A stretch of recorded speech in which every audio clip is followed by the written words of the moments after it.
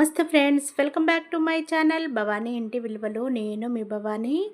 Basin puri చేసి మీ ముందుకు తీసుకొచ్చానండి. చాలా అంటే చాలా మెత్తగా టేస్టీగా చాలా బాగున్నాయి. తెలంగాణలో చికెన్లోకి మటన్లోకి చేసుకొని తింటారు. సాబ్దాన్ పాయసంలోకి కూడా చేసుకొని తింటారు. ఒక బేషన్ని తీసుకోవాలి.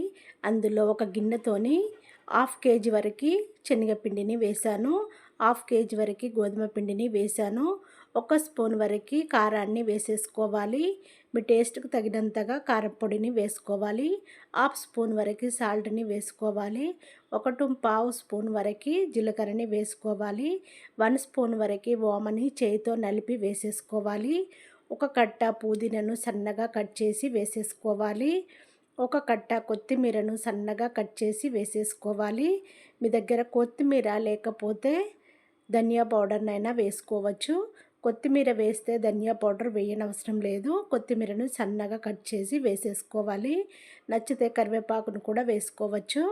1 స్పూన్ వరకు అల్లం ఎల్లిగడ్డ పేస్ట్ని ఫ్రెష్గా రెడీ చేసి వేసేసుకోవాలి. మొత్తము మిక్స్ అయ్యేలా కలుపుకోవాలి. కారము, ఉప్పు, కొత్తిమీర, పుదీనా, అల్లం ఎల్లిగడ్డ పేస్టు, జీలకర్ర, వామ అంతా మిక్స్ అయ్యేలా మంచిగా కలుపుకొని కొంచెం కొంచెంగా వాటర్ని వేసేసుకొని పిండిని మంచిగా కలుపుకోవాలి. వాటర్ని చూసి వేసేసుకోవాలి. మెత్తగా కాకుండా పిండిని చూసుకోవాలి. చపాతీ పిండి ఎలా అయితే కలుపుకుంటామో బేషన్ పూరి పిండిని కూడా అలాగే కలుపుకోవాలి. పూరిని పండగలకైనా చేసుకోవచ్చు. ఎవరైనా గెస్ట్లు ఇంటికి వచ్చినప్పుడు కూడా చేసుకోవచ్చు. చాలా బాగుంటుంది. ఆయిల్ వేసేసి పిండికంతా పట్టేలా మంచిగా కలుపుకోవాలి. ఒక అరగంట పాటు మూత పెట్టుకొని పక్కన పెట్టేసుకోవాలి. ఈలోపు మనము నాన్ వెజ్నైనా వండుకోవచ్చు. లేదు అనుకుంటే స్వీటు చేసుకోవచ్చు. నేను మార్నింగ్ బ్రేక్ఫాస్ట్లోకి మా పిల్లలకి సాబ్దాన్ పాయసము చేశాను. అందులోకి బేషన్ పూరిని చేశాను. పిల్లలు, మా హస్బెండ్ చాలా ఇష్టంగా తిన్నారు. నేను కూడా చాలా ఇష్టంగా తిన్నాను. 1/2 అవర్ తర్వాత మూత తీసుకొని చూస్తే పిండి మంచి సాఫ్ట్గా రెడీ అయిపోయింది. ఇప్పుడు పిండిని మనము కొంచెం కొంచెంగా తీసుకొని లడ్డూలలాగా చేసుకోవాలి. నిమ్మకాయ సైజ్ అంతా పిండిని లడ్డూలలాగా చేసుకోవాలి. పిండిని మొత్తము ముందే లడ్డూలలాగా చేసుకొని పక్కన పెట్టేసుకొని ఒక్కొక్క లడ్డూని తీసుకొని పొడి పిండిలో డిప్ చేసుకుంటూ పూరి సైజులో తాల్చుకోవాలి. ఇలా పూరిలాగా రెడీ చేసుకోవాలి. చూడండి, మనం చపాతీలు, పూరీలు అయితే ఎలా చేసుకుంటామో అంతే మందంగా చేసుకోవాలి.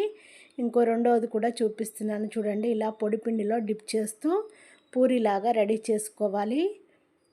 చాలా అంటే చాలా బాగుంటాయి. చాలా మెత్తగా ఉంటాయి. మనం ఈ బేషన్ పూరిని చేసి పెట్టేసుకుంటే 15-20 డేస్ వరకైనా ఉంటాయి. పిల్లలకి ఇప్పుడు హాలిడేస్ వచ్చింది కదండి.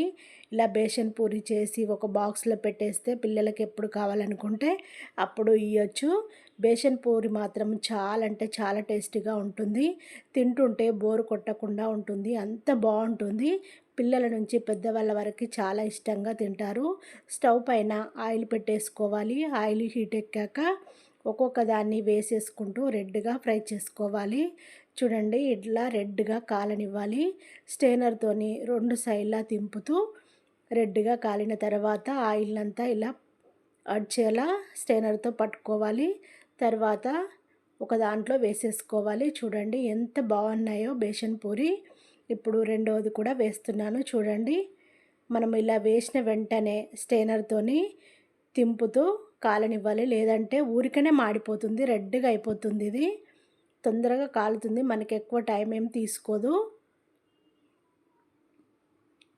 ఆయిల్ అంతా ఒడిచేలా పట్టుకొని తర్వాత మిగతా అన్నిటిని అలాగే కాలవాలి. చూడండి ఎంత మెత్తగా ఎంత బాగున్నాయో బేషన్ పూరి. నాన్ వెజ్లోకి తినచ్చు, చట్నీతో కూడా తినచ్చు, సాబ్దాన్ పాయసంతో కూడా తినచ్చండి. చాలా చాలా టేస్టీగా ఉండే బేషన్ పూరి నచ్చినట్టయితే నా ఛానల్ని సబ్స్క్రైబ్ చేసుకోండి. నా వీడియోను షేర్ చేయండి. నచ్చితే లైక్ చేయండి. షేర్ చేయడము మర్చిపోకండి. Thank you for watching. నేను